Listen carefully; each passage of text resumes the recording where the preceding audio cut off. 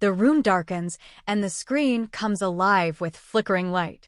There's something universally comforting about the start of a movie, the way time seems to pause, the way the world outside fades, if only for a while. Around them, people lean back into their seats, snacks in hand, minds ready to drift. But for someone with OCD, this moment is not about surrendering to the story. It's about preparation. It's about scanning the mind for potential traps, thoughts that might hijack the experience, fears that might attach themselves to the most unexpected lines of dialogue or the tiniest background detail. It's like sitting in a theater while wearing emotional armor, one hand gripping the armrest, the other gripping invisible panic. They don't come to be entertained. They come hoping they'll make it through without needing to excuse themselves again. Before we go further, let's take a moment to be clear. Obsessive-compulsive disorder is not quirky. It's not about being neat or liking things arranged by color.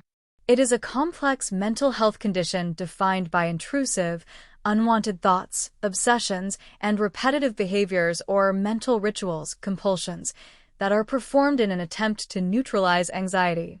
And the most painful part?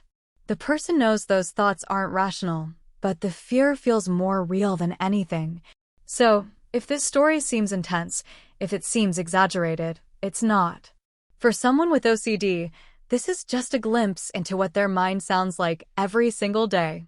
Watching a movie might seem like leisure, but to them, it can become a psychological war zone. And still, they show up. That's courage. It might be a scene that lasts less than 10 seconds. Maybe someone grabs food with unwashed hands. Maybe a character casually lies and faces no consequence. Or maybe there's a flash of a symbol, religious, sexual, violent, that sparks something deep and terrifying. The trigger isn't always obvious. Sometimes even a certain tone in a character's voice or a specific word can become a hook. The OCD brain latches on instantly. Did I react the wrong way? What does it say about me that I didn't feel disturbed? Should I rewind that to make sure I saw it right? These thoughts are not fleeting. They expand, echo, multiply, until the movie becomes secondary, until they're no longer watching the screen, but watching their own mind in panic. All from a moment others won't even remember. Some people fear getting sick. Others fear making mistakes. But those with moral or puro OCD often fear being bad. They fear being unethical, dangerous, or corrupt in ways they can't quite explain. So when a character in a film makes a morally questionable choice, it's not just plot development, it's a personal crisis. Would I have done that? Did I enjoy that scene too much? What if I'm secretly like them? The guilt that follows is suffocating. It's not about what's real. It's about what feels real. The person with OCD may pause the movie, not because they're confused by the story, but because they're terrified by their own reaction. They fear they've failed some invisible moral test. And once that fear settles in, it's almost impossible to shake. You might not see it. In fact, you probably won't. But while the movie plays, someone next to you might be blinking in a specific pattern, or mentally repeating a phrase like, "I'm a good person," over and over again, or counting characters, syllables, or camera cuts just to stay safe. These are compulsions. They may not involve soap or locked doors, but they serve the same purpose: to reduce fear, to undo imaginary damage. These rituals are silent, internal, and all-consuming. While the rest of the audience laughs or gasps, the person with OCD is stuck in a loop of invisible rituals, trying to keep disaster at bay. The tragedy is, these compulsions don't actually work. But in the moment, not doing them feels like risking everything. Sometimes, the OCD mind doesn't erupt in fear, it goes silent. A character dies. The music swells. The people around them sniffle or quietly cry. And yet, they feel nothing. And that, too, becomes a source of panic. Why didn't I cry? Am I heartless? What's wrong with me? OCD demands perfect emotions at perfect times. If someone feels too much, they worry they're unstable. If they feel too little, they worry they're inhuman. There is no win. Just an endless cycle of self-monitoring. And so even when the movie ends, the mental movie continues, replaying every facial expression, every breath, every second of silence, looking for clues that might prove they're not as wrong as they fear they are. Sometimes, to protect themselves, people with OCD gravitate toward comfort films. Movies they've seen a dozen times. Films with no surprises. No new scenes to interpret, no fresh triggers to unearth.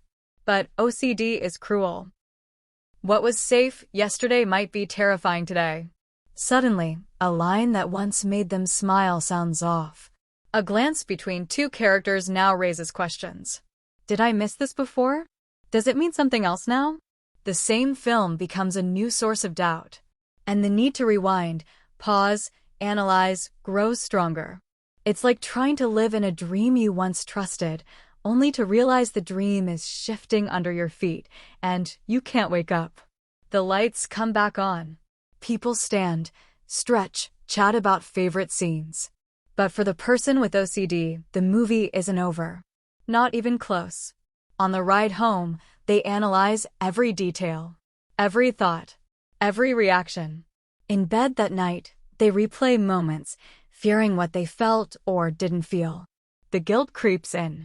The shame. They wonder if they should confess something even though nothing happened. They fear they've changed forever, that they've become something dark or broken just by watching fiction. And no matter how many times they tell themselves it's irrational, the fear doesn't go away. Because OCD doesn't listen to reason. It only listens to doubt. This is the hardest part. No one sees the war. To others, they just look quiet. Maybe a bit intense. Maybe a bit distracted. But inside, they're drowning. And they don't know how to explain it. Because how do you tell someone that a simple movie has turned your mind into a courtroom? That you feel guilty for laughing? That you feel dirty from a joke? That you feel like you committed a crime by watching a violent scene even though it wasn't real? They don't want pity. They want understanding. They want someone to say, I get it. But that kind of understanding is rare. So they stay silent. They smile when asked, what did you think of the movie? And say it was good. But deep down, they feel completely alone. But it's not always dark. There are days when they laugh genuinely. Days when they cry at a scene not because they're scared, but because they're moved. Days when the thoughts are still there, but quieter. Days when they don't need to rewind the same moment 15 times. These victories may seem small to outsiders. But to someone with OCD, they are monumental. It means healing is happening. It means that therapy, support, and self-compassion are making a difference. It means they're learning that their thoughts are not who they are. And it means they can reclaim joy even if just for a few minutes in a dimly lit theater surrounded by strangers and pixels. This video is for you, the ones who fight invisible battles in the quiet. The ones who've had panic attacks over scenes others forget. The ones who carry guilt from thoughts that never match their values. You are not broken. You are not evil. You are not too sensitive or too dramatic. You are a person trying to live in a world that doesn't always understand your brain. And still, you try. You show up. You keep watching, keep loving, keep hoping. That is strength. That is courage. And if no one has told you this today, you matter. Even when it's hard to sit through a movie. Even when your own mind feels like the villain. You matter.